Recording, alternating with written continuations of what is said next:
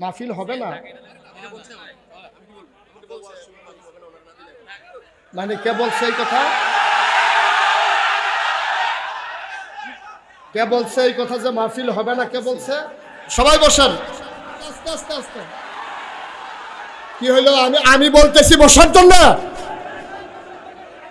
একটা লোক দাঁড়িয়ে থাকবেন না। সাহস বেড়ে গেছে না? সবাই বসেন। কে বলছে জসিম ভাই লোকটাকে নিয়ে আসেন? কে বলছে যে মাহফিল হবে না? এই লোকটাকে আনেন। আপনি জানেন কে বলছে? একটু খবর নেন। কে বলছে মাহফিল হবে না? তারা নিয়ে আসেন মঞ্চে। আজকে আমি দেখতেছি।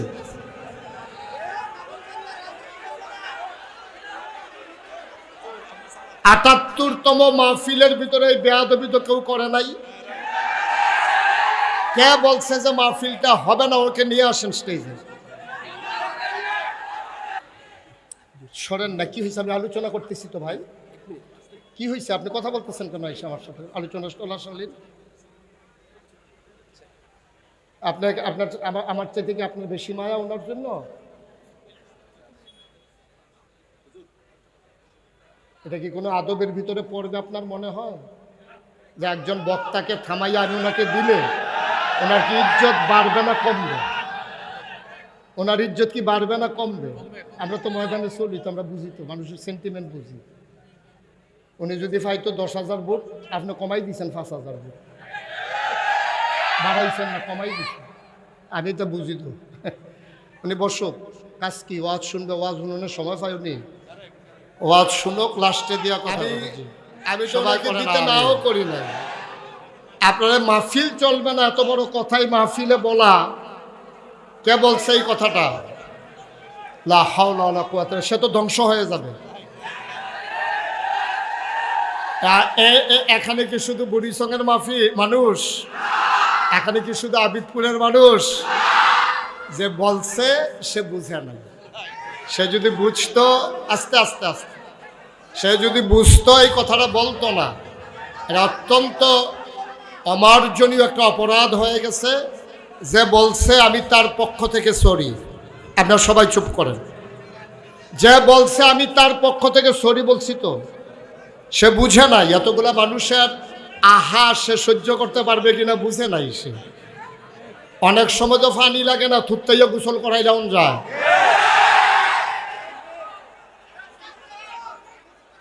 লা হাওলা ওয়ালা কুওয়াতা ইল্লা বিল্লাহ। আস্তাগফিরুল্লাহ, আস্তাগফিরুল্লাহ। দুইজন উঠছেন, বসেন। উঠবেন না, বসেন।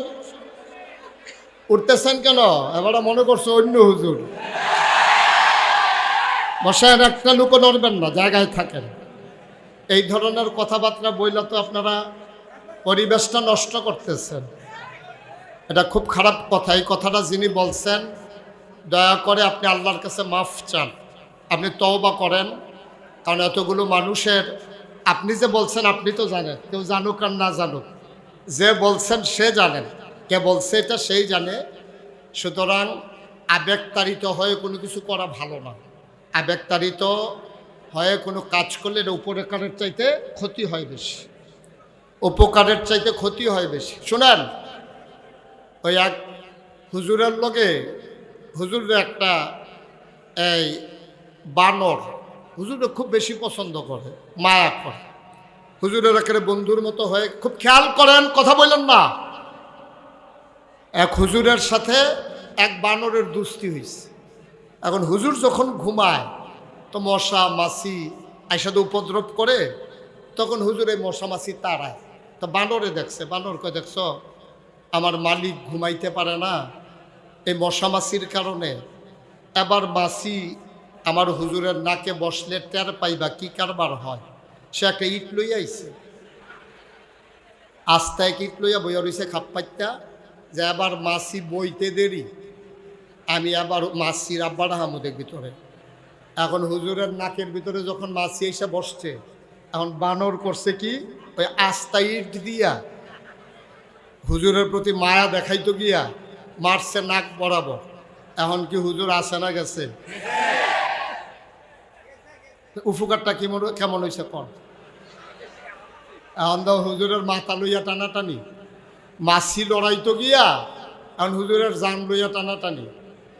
এই জন্য যারা আমরা সবসময় পাশ থেকে পরামর্শ দেই, সবসময় চেষ্টা করবেন, আমরা তো মানুষ, ভুল জসিম ভাইয়ের হইতে পারে, আমার হইতে পারে, কিন্তু আপনারা যারা পাশে থাকেন তারা যদি আরও উস্কে দেন তাইলে কিন্তু সমস্যাটা ছোটো থাকে না, তখন বড় হয়ে যায়, এটা তখন খারাপ হয়ে যায়। কারণ একটা মানুষের ক্লিন ইমেজ নষ্ট করার জন্য একটা ঘটনাই যথেষ্ট। এগুলো চিন্তা করে কাজ করা লাগে। কথা একটা মুহে দিয়ে আইলে বড়বড়াইয়া সাইডা দেওয়া যায় না। কথা হইলো টুথপেস্টের মতো, টুথপেস্ট টিপ দিলে বারুই যায় কিন্তু ডুহান যায় না। কথা ওই রকম, কথা কিন্তু ভিতরে বাড়িয়ে গেলে ভিতরে ডুহানোটা কথা অনেক কষ্ট, কষ্ট আর ঢুকানো যায় না। এই জন্য আমরা কথা বলতে যেন সবাই সাবধানতার সাথে বলি। আল্লাহ যেন কবুল করে, সবাই কনা আমিন।